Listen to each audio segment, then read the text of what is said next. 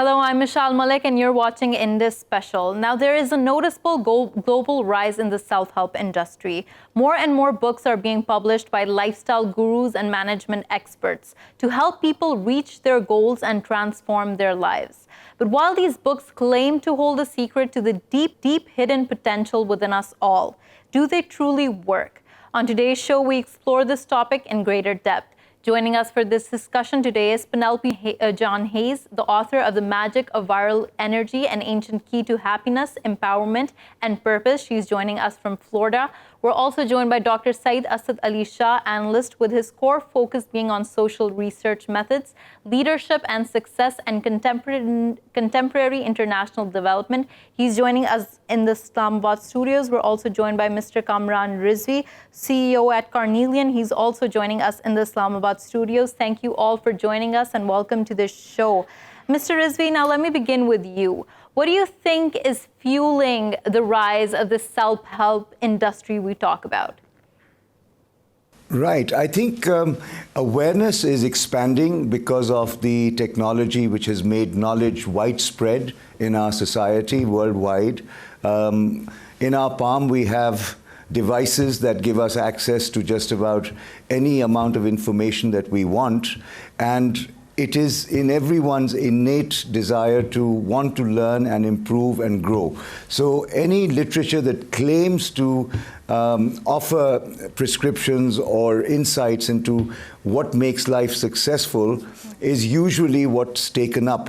And if you look at Pakistan in particular, the demographics are such that the youth that's coming into schools, colleges, and then university, 65% of our youth are essentially looking to make a difference in this society. And I feel that because of the social media and the level of dissemination of information and awareness, the rise is only natural, and I think it's exponential. Right. And Ms. Hayes, a similar question to you. Now, you from the United States, the self-help industry is worth almost $800 million. Currently, it's growing at a 6% growth rate. Now, with all of this, in the political climate, in the social climate, when there's so much confusion, ambiguity, do you think that's causing a rise for this industry?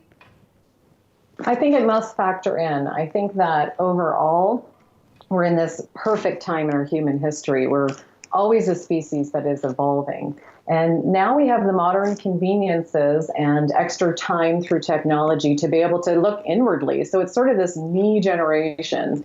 And that's not necessarily a bad thing. That's actually a natural part of our evolution to start looking introspectively. You mentioned the United States. We tend to, at this time, this generation, want to question authority a lot. So whether that be religious leaders, whether that be the health industry that maybe has done us wrong, whether that be politics, we start to say, you know what, I want to start thinking for myself. I want to question authority. I want to look into this and find some information. And that is really the self and self-help. In addition to that, Oprah Winfrey here in the United States in the last 15 to 25 years had a great deal to do with promoting books in the self-help industry, specifically the New Thought industry. And it has just been a very powerful sort of inertia that has affected our generation and our society. And I think it's a very positive thing. This me generation will evolve to a we generation, and that's what's coming next. But right now, we want to kind of look at ourselves and try to answer some of those questions from our own research. Right. And Dr. Shah, Penelope and also Dr. Rizvi both talked about how this is a positive development. Do you see it in the same way? The rise in people looking to other people for answers, for them to try to find a solution to their problems through books and through gurus. Do you think that's a positive change? So self-help industry is not new for us, actually. If you go back, if you look at the United States and UK, self-help industry starting from early 1900s, you see Napoleon Hill came in and he wrote a very good book on Think and Grow Rich. And then after that, if you look at current in contemporary world, there are so many people who are providing self-help trainings and writing so many books, like Jack Canfield. He wrote a very nice book, The Success Principles, and Chicken Soup for the Soul. And then Tony Robbins is a very good speaker, self-help speaker. And then Bob Proctor. And there is another person who is my guru as well, is Dr. Van Dyer, who is called the father of motivation. And if you go into UK, so UK is a little bit different, but if you look at the people who are working in this industry, I can remember Mr. Paul McKenna, who is very good in hypnosis. And he offers self-hypnosis and self-help training sessions to the public. So it's not a new phenomenon. Right. People actually, Mr. Rizvi earlier told that people actually, with the advent of technology, advancement of technology, people are getting more and more awareness in this industry, about this industry. Right. So while people really appreciate this kind of help. Right. So while we talk about how this industry is blooming and people are becoming more and more aware of it, and that's why they are becoming more attracted to it, it also begs the question whether the promise of change that this industry gives to the people who follow it, if the expectation it sets for the followers is realistic or not. Ms. Hayes, I'd like your take on that. Do you think that the promise of change and evolution and also bringing about a drastic transformation in your life is realistic? I think that any time that you are seeking, it is a good thing. And I think that we have to be very wise consumers of this information, because there certainly is a lot of information out there. And a lot of it has to do with someone's story. You can almost say it's a memoir. So they want to say, this is what worked for me. And it may not necessarily work for the next person. So I would say, look to what works specifically for you. Try to look at self-help material that actually encourages you to look inside to your own gut instinct, that intuition in you, that higher self. And when you can do that, then you're tapping into something that is uniquely your own, that is always available to you, always going to be fresh and new information, and not just someone else's story of what might have worked for them and would not necessarily be repeated. So we have to be wise consumers. Right. So Ms. Hayes, tell about your journey, and when you penned your book, what was in your mind and what did you want to translate onto paper? Sure. It's a message that has become my life's purpose, and it has been in the making for a really long time. I think anyone who writes a book didn't just sort of say on a whim, I think I'll write a book. It's an endeavor of years that culminate into actually being able to put pen to paper and share a story. So for me, it is a mission that I want to share with the world. It's something that I have realized was my life's purpose, that I had a message to share with the world. And there were many moments in which I said, hey, you know what, I'm going to write this book. But one in particular was a New Year's Eve in 2006, turning to 2007, and I was just miserable. I had just ended a relationship of 2 years. I was heartbroken. I was also financially broke. I had a great job, but I really didn't like it. I felt very unfulfilled. And so all of this was building up. And I also felt sort of limited by the town in which I lived in, where people know you, you're always going to be that. And so I changed everything. I quit my job with no job to go to. I actually left my country. I'm from Canada. I moved to the United States and just started with nothing. I literally went with my car and my clothes and just started from fresh. And so I wanted to share what I learned along that journey, which are universal principles that other people can implement in their own life as well.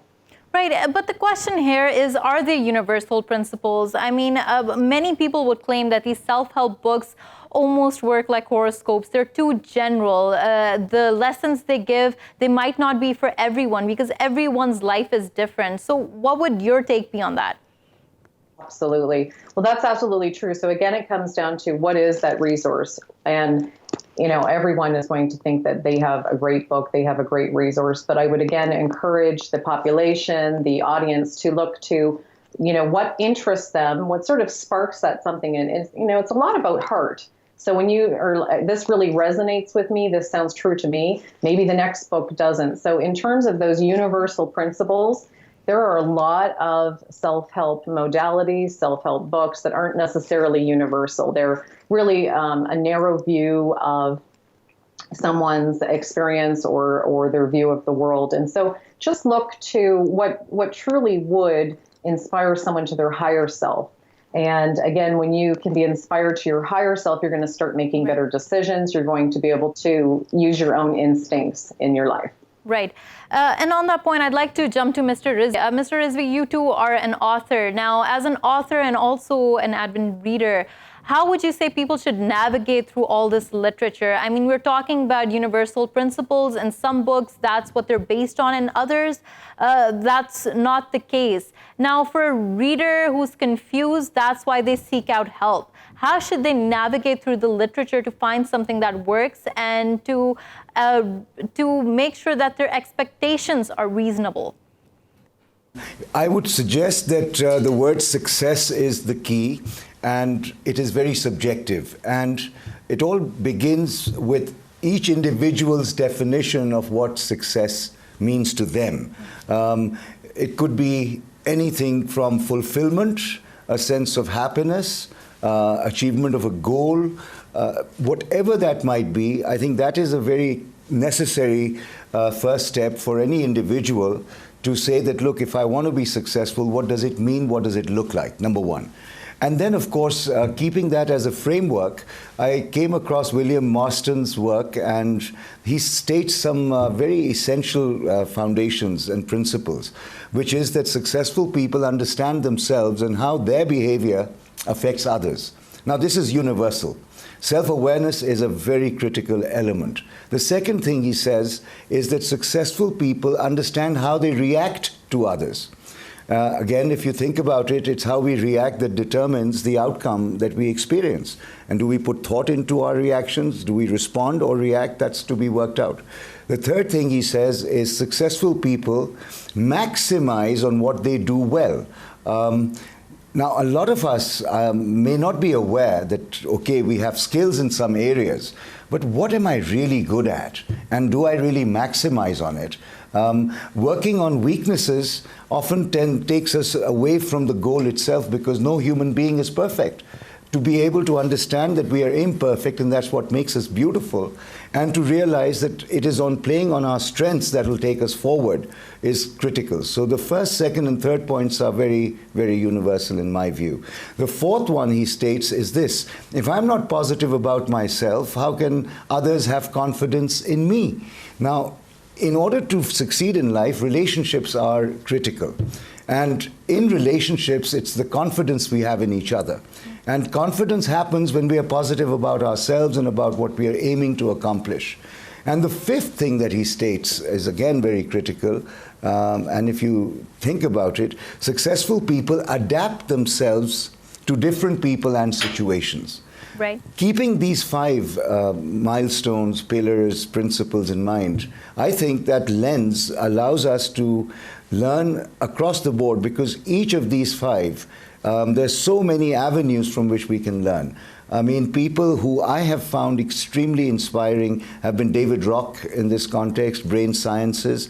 And I think the scientific literature is mostly very universal when it is based on studies that go back a long time. Daniel Goleman, emotional intelligence, amazing research. And I think it's very, very critical that we go deeper into our psyche and understand. Right. And the third very important speaker, Brené Brown.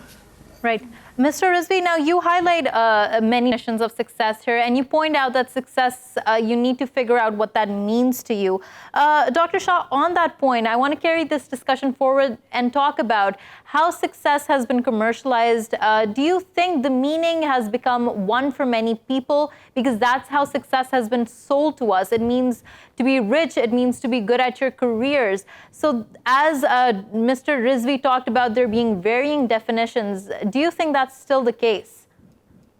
So as Mr. Rizvi said, that everybody has their own definition of success. So being an academician, when I look at my students, I ask them this question frequently. And when I start my lecture in the classroom, I always start with some ethical values, norms and values, and I ask them what are their goals, you know. So success means their goals, self-achievement. So most of the students reply me that they don't have any goal, like they don't have any direction. Most of the students are directionless. The same is the case in our society. Most of the people don't have destinations. They don't know where to go.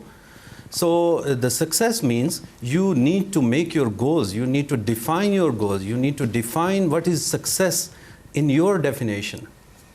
Right. So if you look at the self-help training people, they always keep you on track. You know, most of the people break their yearly resolutions whenever they make their New Year resolution. Most of my friends break their resolution within the first month, or maybe within the first 2 weeks even. So they keep them on track. Right. They give them some motivation to pursue their goals and to remain on track. Yeah. Right. Ms. Hayes, jumping to that point and talking about how it gets people to stay on track, how motivators help people achieve their goals. Now, do you think motivation and success of achieving your goals is contingent upon the phase of life you're in? Do you think that self-help has anything to do with the person's trajectory in life and where they are exactly, what place they are in at the time when they seek that help? I think people often seek help when they are down and out. So it's just a natural thing to, hey, you know what, I'm hurting.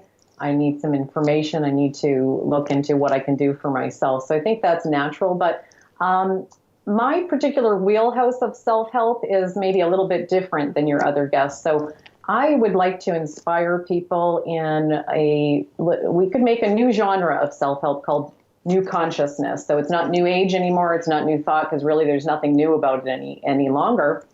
But new consciousness. You look at the young people today, Greta Thunberg, who is the environmentalist, 16 years old. This is what people are interested in this now generation. People are interested in what will be the next evolution of our human species, and it will be the we. So while I think it's fascinating that so many people are interested in self-help and self-help books, you know what they're interested in? They're interested in three things. They're interested in health, they're interested in relationships, and they're interested in how to be financially secure. So with those three things, you can springboard off into a lot of self-help. But once we establish that and we get healthy and happy within ourselves, we can look to the bigger picture. And that's really what I hope to see. I hope that we get there fairly quickly, because it's very necessary at this time in our planet and what's happening globally. You said politics earlier, so there's politics, there's environmental issues, and we need to be able to heal ourselves first before we can even be interested in how do we take care of these larger issues. Right. And you mentioned the younger generation here, and that's a very important point, because we do know in this generation, individualism is key. Trying to find your own self is key. Now, I want to get back to the original point. Why do we see a move towards people trying to seek help from other mediums? I mean, we have to factor in what's going around us. Do you think the younger generation is more confused? I mean, with access to technology, with access to resources, do you think that there's still a confusion amongst this coming generation which drives them to seek external help? Well, absolutely. I think that we're in a spiritual health crisis, and spiritual, I don't mean that in a religious way. I mean that in energetically, we're in a crisis, and spiritually within ourselves. I think a lot of people misunderstand this mental health crisis, and depression is so prevalent these days, and suicide among young people. And to me, what a lot of these cases are not mental health, but a spiritual health crisis. And I think that's something that we need to dive into deeply, because young people today, and it's people of all ages, but we are seeking purpose so very desperately in our lives. Right. We want to know, the questions that have been the questions forever. What's the meaning of life? What's the meaning of my life? And again, now that we don't have to be wrapped up in our daily subsistence of how we're going to get food, how are we going to get shelter, we're just in this time period in our evolution where we have the time to start looking inwardly and to start reflecting on these things. We're realizing what's my purpose? We used to do what our father did or what our mother did. If they were a shoemaker, we were a shoemaker. Now, the sky is the limit. Education, technology, we can do and be, so they tell us, we can do and be whatever we want. And so we want to realize that own potential for ourselves. And a lot of people, before they kind of latch on to what works for them, they're so desperate to understand, what is my purpose? Right. And with this purpose, as well as you're mentioning that we have more time to think about it, have more choices, and that's why perhaps that's where the confusion comes in. Another point I want to relate it to is about the environment in terms of climate change, all the alarmist claims we hear about the world ending. I mean, that also creates a lot of agitation. Do you think that's a reason for the anxiety and the depression and the loss of purpose, and that's why people are seeking help more than ever? Don't think that we have alarmists right now. I think that we have a generation that has awakened to what's really going on. And I think it is alarming when you actually read the reports and know what's going on and what the trajectory of this planet is. It is something that should be concerning. And it's, yes, it's overwhelming to people. Young people of any age, but young people are disempowered in a lot of ways. They don't yet have the ability to go out there and make change. They don't have their own income to sort of support different causes. So all they do have is a voice. And, there are a lot of concerns globally that are affecting people. And it's really it's an overwhelming time. There's more information that we're getting about things going around the world today. And the culmination of all of it can be very off-putting and cause us to look to find those answers. Right. And on that note, thank you so much, Ms. Penelope Hayes, for joining us and talking to us. Mr. Rizvi, going back to you and talking about something that Ms. Hayes talked about was the spiritual health crisis we're in. Do you see it in a similar light?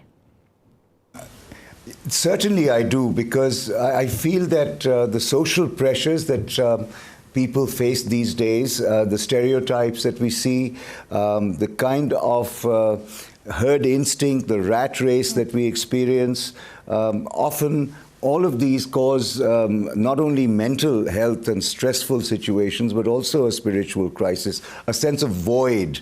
And that comes from learned helplessness. And when you start feeling that you're not needed in society and you're a liability, I think that leads to a very downward spiral. So in a sense, what I've realized in my own 28 years of working in this field is that half-truths are worse than lies. And we tend to lose a sense of balance. And I'll give you an example that when we are faced with threats, and there are threats of all kinds. Economic security, of course, is very important to all of us. But the threat of losing a job, for instance, can sometimes be magnified in our heads. But we forget that when there is a threat, there is also an opportunity. And whenever there is night, there is day. Whenever we see bad, we see there is always good. So trying to balance a view of the world is what is very necessary to remain whole. And the other role is that everyone that is alive today has a role to play in society. And I feel that the meaning and purpose and significance comes when I can begin to see that all the problems we witness, climate change, and whatever else that we are experiencing, I can be a solution to some of those problems or a problem. And the moment I become driven by the need to be a part of a solution, that's when I find my self-esteem, my purpose, my sense of self-worth go up. And I feel that all of this needs to be looked at from a lens of, again, awareness of self, awareness of the environment, awareness of others. And when we speak of diversity and inclusion, I mean, there is so much going on in the media, particularly in the political domain, where we see a lot of polarization, whether it's the Republicans or the Democrats, whether it's PTI or PMLN. this polarization also, I think, is contributory to the kind of behaviors we see in young people who don't have enough role models who present a balanced view of life and a respectful environment in which status is not viewed as much as stature. Right. Unknown, Mr. Rizvi, I'm going to take a short break. When we return, we're going to discuss the self-improvement industry and how it's making waves in the corporate world. Stay with us.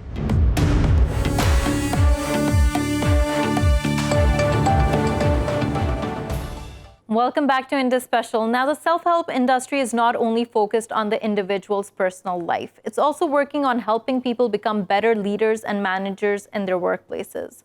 How effective is it in cultivating leadership styles, and can it make long-term impacts? Let's discuss this. We are in conversation with Mr. Kamran Rizvi and Dr. Syed Shah. We're also now joined with Professor James Trevelyan, who specializes in leadership abilities and is the author of the book, The Making of an Expert Engineer. He's joining us from Australia.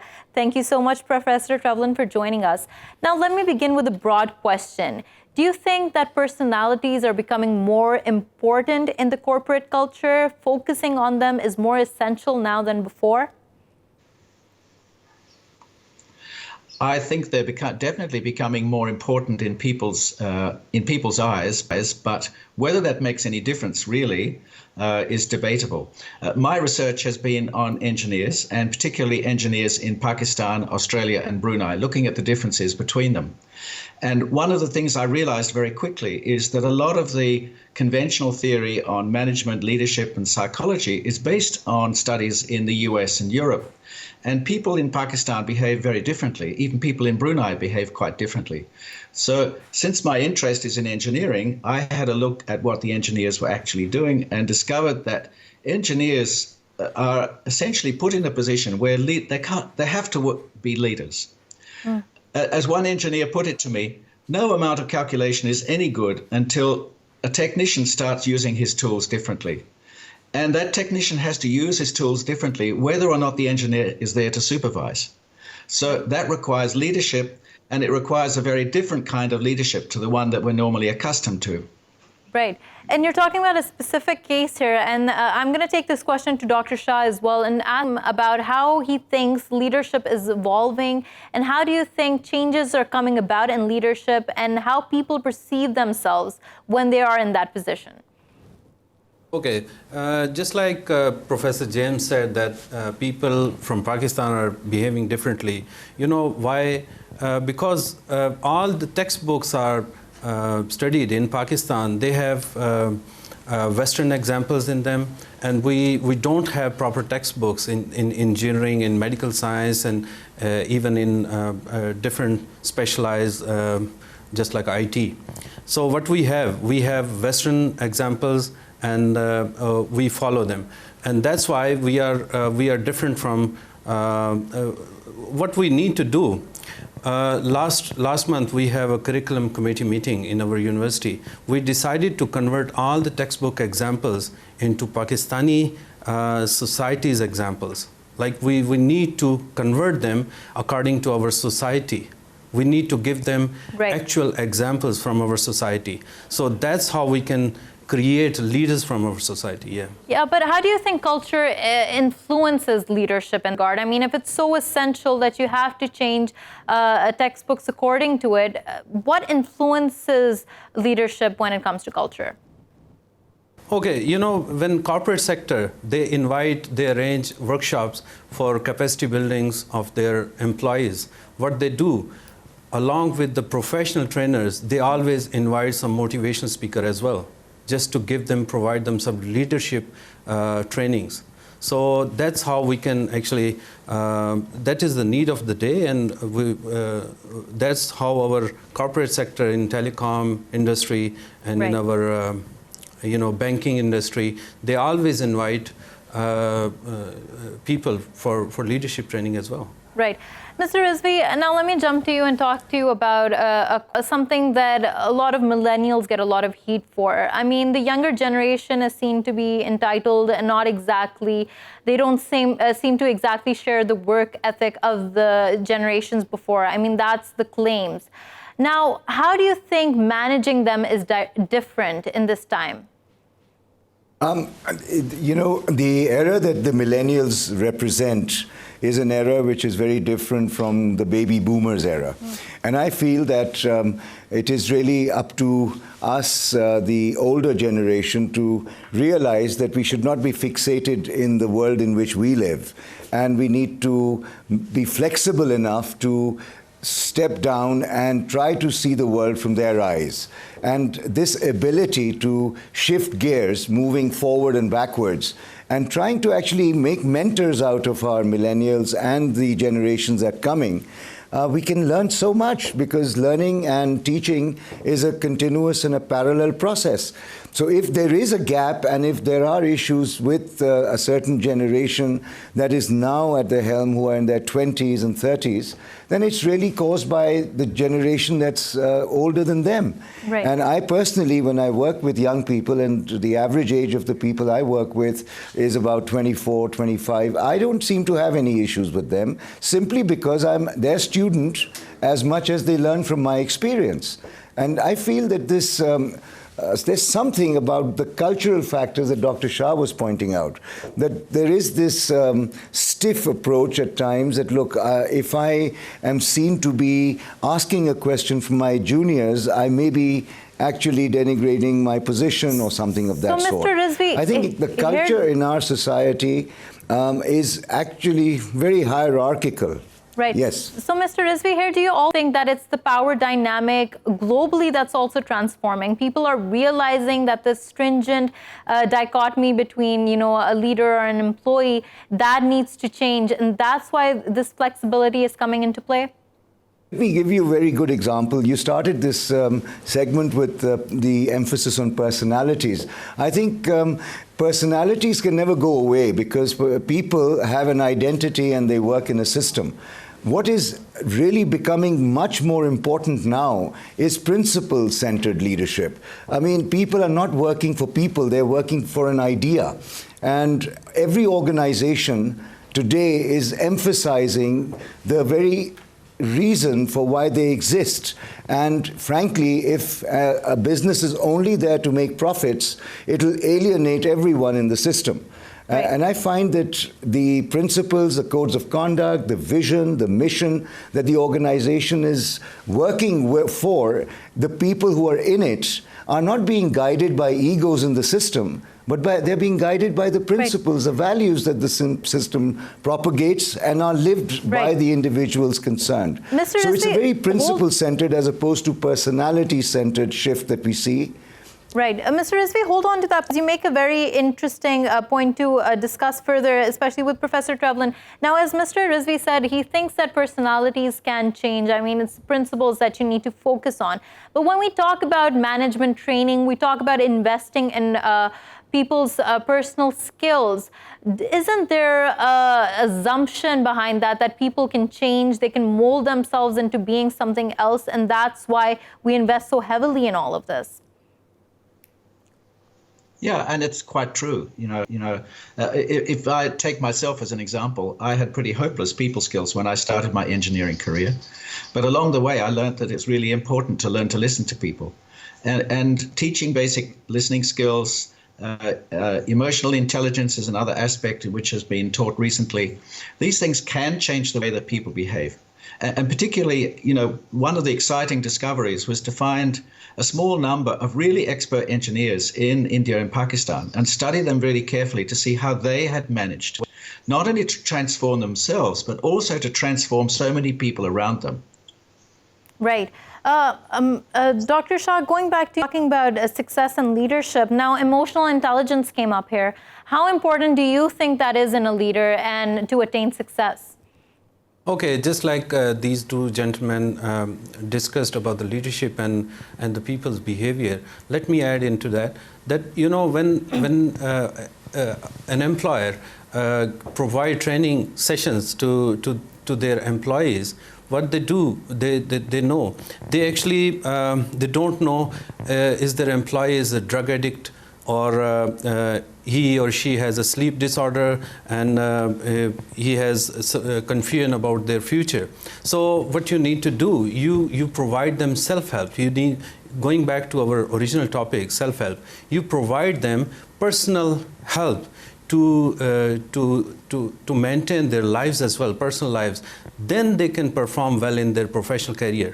You know, right? So that's how you, and when we talk about socialization, you provide them enough time to socialize with other people. Currently, we know what if you ask other people what is socialization, they only know about the social media. They know socialization is only the name of going to Facebook or Twitter, right, or any online media. They don't interact with other people, you know, in society. They need to interact with the real people, you know, instead of virtual people. So that comes to the, you know, whenever some employer invests in their employees, they need to know about their personal lives as well. Right. And Mr., while we're talking about this, and we're talking about emotional intelligence and being able to pick on cues when you're in the work environment, tell us about how important it is to strike a balance between being personable but also being in that authoritative position and trying to not cross any lines, and also making sure that you command respect from your team. Interesting. I feel that the era of positional power is actually diluting and diminishing. We are now into leadership without easy answer. When I went to Harvard in '97, Professor Heifetz really drummed this in, that you know, leading without authority is the key. And frankly, leadership and followership go hand in hand. So this positional power is a very basic step that we take when we are promoted into a supervisory level. But as we progress, I think it is our exemplary conduct and our concern for people, as Dr. Shah just mentioned, caring and being fair at the same time, for the individual's best interest.